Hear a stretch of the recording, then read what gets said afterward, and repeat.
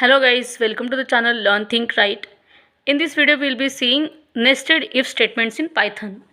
So we are first taking input in x int, that is the input is of type integer, then input enter a number. Now we are checking if the number is greater than 10. Okay, x greater than 10. Printf, what will you be printing? Your number is above 10. Okay, the number is greater than 10. Again, in that if we are checking one more condition, whether the number is greater than 20 also. And don't forget to give colon over here. Okay, in Python you need to write colon. Print and also above 20. Okay, no doubt the number is greater than 10 and it is even greater than 20 also. Now else for the inner if, print but not above 20. So if it is greater than 20, this message will be displayed, and if it is less than 20, this message will be displayed over there.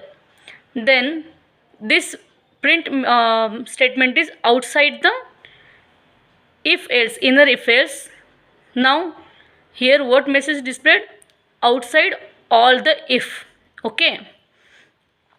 So for this if we don't have else, so by default after this if, this part will be executed.